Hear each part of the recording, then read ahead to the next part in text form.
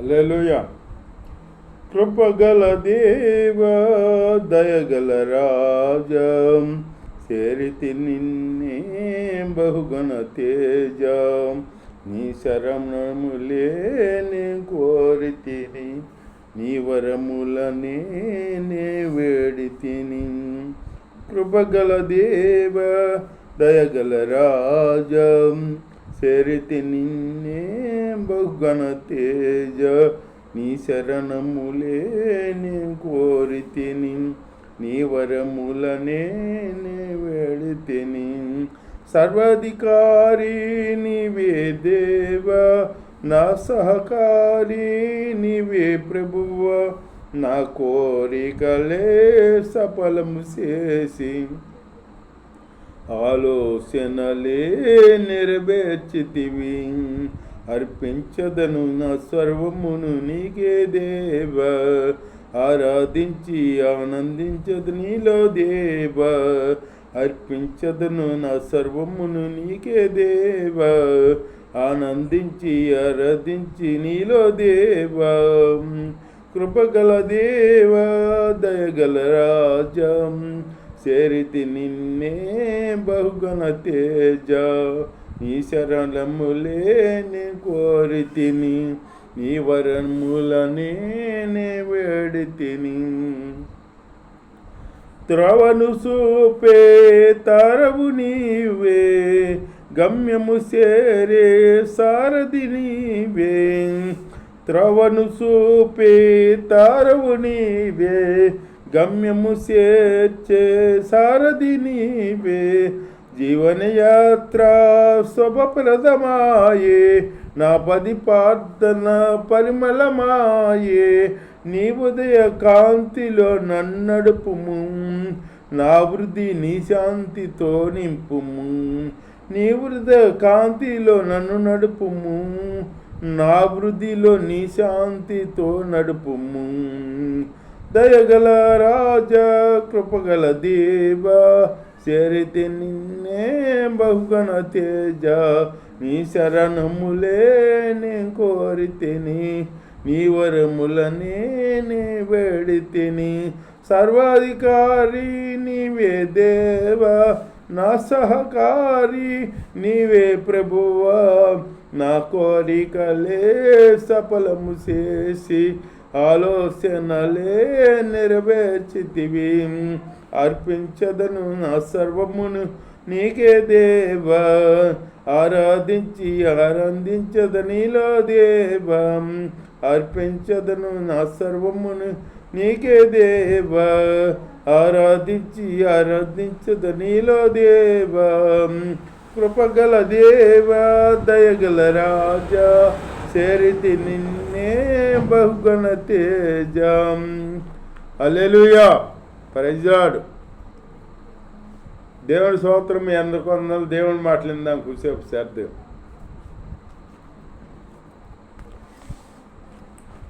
దేవుడు బైబిల్లో చెబుతున్నాడు, రాజుల గ్రంథంలో ఎలీషా ద్వారా చేసిన అద్భుతాలు చూద్దాం. ఒక అద్భుతం,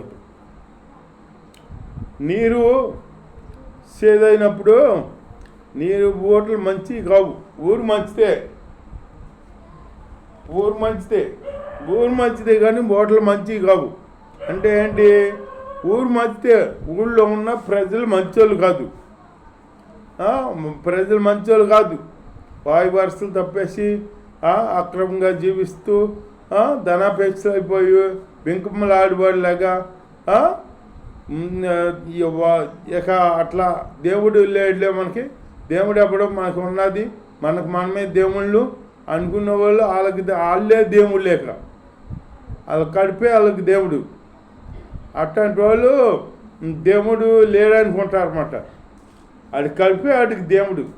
వాళ్ళు ఉంటారు అన్నం మటుకు మరి తినేస్తారు, కడుపు ఏం ఖాళీ ఉంచరు, కడుపు మట్టి ఖాళీ ఉంచరు. వాళ్ళ కడిపే వాళ్ళకు దేవుడు, వాళ్ళకి దేవుడు లేదు. ఇక దేవుడు ఎక్కడ దేవుడు ఉన్నాడని మరి ఒకడంట పైకి చెట్టు మీద ఉండి కాన్లు వేస్తున్నాడంట. బంగారపు కాళ్ళు. యాతంటే కింద ఉన్నవాడు ఏరుకుంటున్నాడు కానీ ఆ కాళ్ళు ఎక్కడి నుంచి పడుతున్నాయో గుర్తించలేదు, చూడలేదంట. చూడకుండా ఆ కాళ్ళు ఏరుకుంటున్నాడు, ఇంకా దొరుకుతాయేమో అని చూస్తున్నాడు అనమాట. చూస్తున్నాడు కానీ ఎక్కడి నుంచి పడుతుంది అసలు చూద్దాము అని అనుకోవాలా, ఆలోచన రావట్లా. అట్లాగే మానవుడు భూలోకంలో జీవిస్తూ ధనాపేక్షమై బింకంలాడివాళ్ళగా ఉంటూ తినటం తిరుగుతాం, పని చేసుకుంటాం, తినటం, ధనం సంపాదించుకుంటాం.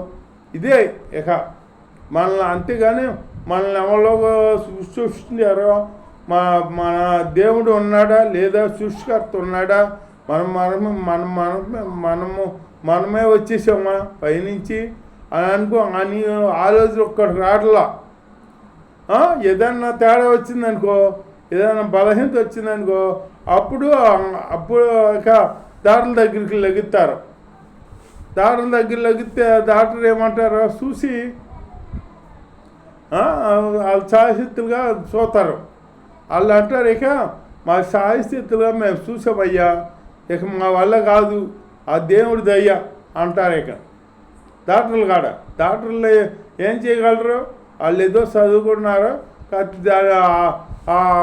చదువుకున్న ధర్మశాస్త్రం దాని పుస్తకం ప్రకారం ఆ మందులు ఆ టాబ్లెట్ చూసి రాతారు. అది ప్రాణం ఇచ్చేది దేవుడు. ఆ ప్రాణం ఉండి నువ్వు బతికితే డాక్టర్ బతికిచ్చాడంటావు. చనిపోయాడనుకో, డాక్టర్ ఏం చనిపో నిలబెట్టలేక ప్రాణం, దేవుడు నిలబెట్టేది. డాక్టర్ కాడ అంత చదివిన డాక్టర్ కాడ దేవుడికి వదిలేస్తాడనమాట. దేవుడిని నిలబెట్టాలని. దేవుడు మేము మా సాయశక్తులు మేము బతికిచ్చాం, దేవుడి దయ్యం, మీకు దేవుడు మీ అందుంటే బతికిస్తాడు, లేదు అని చెబుతాడనమాట. దేవుడి స్తోత్రం. అట్లాగే దేవుడు ఒక ఆయన ఉన్నాడు పైన, ఆయన చూడాలి. మనం లొంగి తిరగాలి. ఒకళ్ళు ఏంటంటే తల ఎగరేసి తిరుగుతాడు. ఎగరేసి నాకేంటి, నాకు అండబలం ఉంది, కండబలం ఉంది, ఆస్తి బలం ఉంది, నాకు అవి ఉన్నాయి ఇవి ఉన్నాయి అంటారు. చిన్న కడుపులో పొత్తే తట్టుకోలేరు. ఎందుకు 4 రోజు నెల అయితే వాళ్ళ పని అవుటు దిగుతారు. ఇక దేవుడి స్తోత్రం. అట్లాగే ఊరు మంచిదే. ఇక్కడ ఓట్లు ఏమో చెడిపోయినాయి అంట. ఆ ఓట్లు బాగు చేయాలి. ఆ ఓట్లు బాగు చేస్తాకి ఏసై వచ్చాడు. ఆ ఓట్లు బాగు చేస్తాకి ఏసై వస్తే ఆ ఓట్లు ఏమో కోడి ఉందా ఇప్పుడు, కోడి పిల్లలు అట్టగా అంట మమ్మల్ని నా రెక్కల కింద రాయిని మీరు సురక్షితంగా ఉంటారంటే, మేము పెద్ద అవుతున్నాం, మాకు జ్ఞానం ఉంది, మాకు అది ఉంది ఇది ఉంది, మేము కాళ్ళ మీద నిలబడి బతకలం అని చెప్పేసి కోడి రెక్కల కింద నుంచి ఆడు బయటికి వెళ్తాయంట. బయటికి వెళ్ళేటప్పటికి ఇట్లా ఉండేటప్పటికి ఈలోగా గెద్ద చూద్దంట. ఎక్కడి నుంచో చూసి గెద్ద వచ్చేసి ఒక్క ఆరుగా ఎత్తిపోద్ది, కాళ్ళతో తనుకుని ఎత్తిపోద్ది. అప్పుడు ఏమైంది, ఊరికే బయటకు వచ్చాము మేము, తల్లి రెక్కల కింద ఉన్న పోయేది అనుకుంటుంది పిల్ల. అప్పుడు అట్లాగే మనకి ఏదైనా వచ్చింది అనుకో, మనం దేవుడిని ఉన్న పోయేది, దేవుడిని అంటిపెట్టుకుని ఉన్న పోయేది, ఇది మనకు వచ్చేది కాదు అనుకుంటాం మనం. ఏదన్నా వచ్చేటప్పటికి అప్పుడు దేవుడు గుర్తొస్తాడనమాట. అట్లాగే ఓట్లన్నీ చెడిపోయినాయి. ఇక్కడ ఊరు మంచిదే. ఆ ఓట్లు బాగు చేశాడు ఎలీసా. బాగు చేసి అక్కడ నుండి అతడు బేతేలునకు ఎక్కి వెళ్ళాడంట. ఆ కార్యం చేసి బేతేలునకి ఎక్కి వెళ్తే అతడు త్రోవను పోగుస్తుండగా బాలురు పట్టణంలో నుండి వచ్చి బోడివాడ ఎక్కిపో అంటున్నారు. ఎక్కిపోమంటే అతని అపహాస్యం చేయగా అతడు వెనుకకు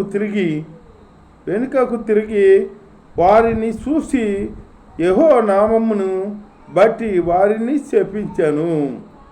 చెప్పించాడంట. అప్పుడు వారిని మరి దేవుడు దైవజనుడు ఎవరో వాళ్ళు ఎవరో గుర్తించాలి కదా.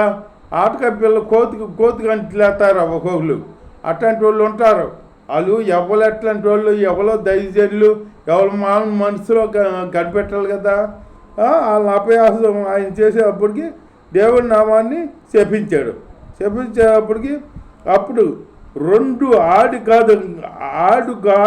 ఎలుగుబంట్లు 2 ఆడు ఎలుగుబంట్లు అడవి నుంచి వచ్చి వారిలో 40 పిల్లల్ని చంపేసిందన్నమాట. సీల్ చేసినమాట. అట్లాగే దైవజనుడు ఎవరో మామూలు మనుషులు ఎవరో మనం తెలుసుకుని జీవించాలి. తెలవకుండా జీవిస్తారు ఒక్కొక్కరు. వాళ్ళేంటి, వాళ్ళ మరణం వచ్చేసిందని గుర్తించాలి మనం. వాళ్ళ మరణం అంటారు చూడు, ముక్కు మీద కోపం ఉంటే అంట, ఆ కోపం దేనికి పనిచేద్దే, తిన్నగా దాని నాశనానికి. అది కోపం ఎందుకు పనికిరాదు. తన కోపమే తన శత్రువు అన్నారు.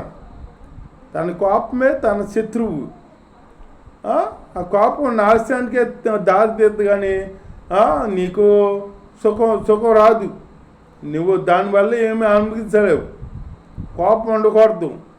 అట్లాగే ఇప్పుడు ఈ దైవజనుడు అని గుర్తించక ఈ పిల్లలు ఎవరినో ఆట పట్టించేట్టు, ఎవరినో మామూలు మనిషిని ఆట పట్టించేట్టు, ఆయన ఆట పట్టిస్తే ఎట్లాగా దైవజనుడు ఆయన కోపం వచ్చింది. ఆయన కోపం వచ్చి నన్ను ఇట్లా అపహాస్యం చేస్తారా అని చెప్పేసి యెహోవా నామంలో శపించాడనమాట. యెహోవా నామంలో చెప్పించేటప్పటికి అప్పుడు అడవిలో నుంచి ఎలుగుబంట్లు వచ్చినాయి. ఎలుగుబంట్లు వచ్చి 15 ఎలుగుబంట్లు వచ్చి ఆ పిల్లల్ని సీల్ చేసినాయి అన్నమాట. అట్లాగే మనం దేవుడి బిడ్డలు ఎవరో, ఈ మామూలు బిడ్డలు ఎవరో, ఈ లోకంలో వాళ్ళు ఎవరో మనం తెలుసుకుని జీవించాలి. జీవిస్తే అందులో ఎలీషా దైవజనుడు అంటే గొప్ప దైవజనుడు. ఆయన అద్భుతాలు ఎన్నో చేశాడు. ఆయన మాట అంటే జరుగుద్ది మాట. అట్లాగే అట్లాంటి దైవజనుల్ని వీళ్ళు అపహాసించే పిల్లలు అట్లాగా ఆయన కోపం వచ్చింది, శపించాడు అనమాట. శపిస్తే అప్పుడు అడవి ఎలుగుబంట్లు వచ్చేసి ఆ అడవిలోంచి సీల్ చేసినాయి అన్నమాట. అట్లా మనం అర్థం ఎవరు అట్లాంటి వాళ్ళో తెలుసుకోవాలి. ఏ మనిషి ఎవరో, దైవజనుడు ఎవరో, మామూలు మనుషులు ఎవరో తెలుసుకోవాలి. ఇప్పుడు అట్టగే ప్రవర్తిస్తారు కొందరు.